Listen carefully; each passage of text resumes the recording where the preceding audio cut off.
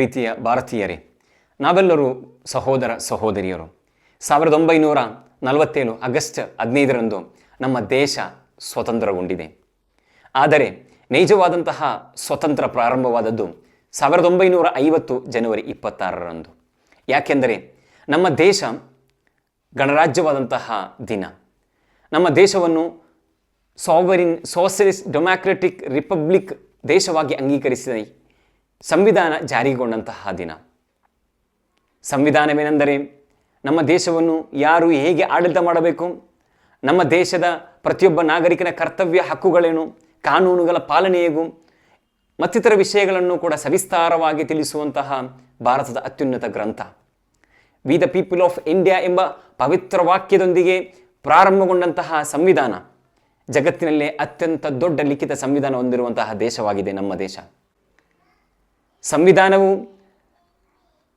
ಪ್ರತಿಯೊಬ್ಬ ಭಾರತೀಯನಿಗೆ ಇರುವಂತಹ ಕರ್ತವ್ಯಗಳೇನು, ಹಕ್ಕುಗಳೇನು, ಕಾನೂನುಗಳ ಪಾಲನೆ ಹೇಗೆ, ನಮ್ಮ ದೇಶವನ್ನು ಹೇಗೆ ಯಾರು ಆಡಳಿತ ಮಾಡಬೇಕು ಎಂಬುದರ ಬಗ್ಗೆ ಸವಿಸ್ತಾರವಾಗಿ ತಿಳಿಸುವಂತಹ ಭಾರತದ ಅತ್ಯುನ್ನತ ಗ್ರಂಥವಾಗಿದೆ. 2026 ಜನವರಿ 26ರಂದು ಗಣರಾಜ್ಯೋತ್ಸವವನ್ನು ಆಚರಿಸುವಂತಹ ಸಂದರ್ಭದಲ್ಲಿ ನಮ್ಮ ಸಂವಿಧಾನದ ಆತ್ಮಕ್ಕೇನೋ ಕುಂದುಕೊರತೆ ಉಂಟಾಗಿದೆ ಎಂಬ ಭಾವನೆ ಆಗುತ್ತಾ ಇದೆ. ನಮ್ಮ ಸಂವಿಧಾನದ ಆತ್ಮವಾಗಿದೆ ಜಾತಿ, ಮತ, ಧರ್ಮ, ಭಾಷೆ ಭೇದ ಯಾವೂ ಇಲ್ಲದೆ, ಜಾತಿ, ಮತ, ಧರ್ಮ, ಭಾಷೆ ಇಲ್ಲದೆ ಎಲ್ಲರಿಗೂ ಸಮಾನವಾದ ಹಕ್ಕು.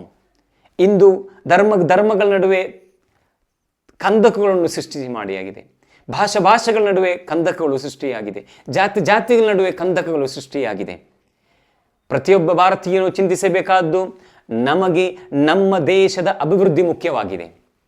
ನಮ್ಮ ದೇಶವನ್ನು ಅಭಿವೃದ್ಧಿ ಮಾಡಲು ನಾವೆಲ್ಲರೂ ಕೂಡ ಭಾಗಿಯಾಗಬೇಕು. ಅದಕ್ಕೆ ನಮ್ಮ ಸಂವಿಧಾನವನ್ನು ರಕ್ಷಣೆ ಮಾಡಬೇಕು. ನಮ್ಮ ಸಂವಿಧಾನವನ್ನು ರಕ್ಷಣೆ ಮಾಡಬೇಕಾದರೆ ನಾವು ನಮ್ಮ ದೇಶವನ್ನು ಯಾರು ಆಡಳಿತ ಮಾಡಬೇಕು, ಹೇಗೆ ಆಡಳಿತ ಮಾಡಬೇಕು ಎಂದು ನಿರ್ಣಯಿಸುವುದರಲ್ಲಿ ನಾವು ಪಾಲ್ಗೊಳ್ಳಬೇಕು. ಆ ಪಾಲ್ಗೊಳ್ಳಬೇಕಾದರೆ ಅದಕ್ಕಿರುವಂಥ ಅಸ್ತ್ರವಾಗಿದೆ ನಮ್ಮ ಸಂವಿಧಾನ ನೀಡಿದಂತಹ ಮತದಾನ.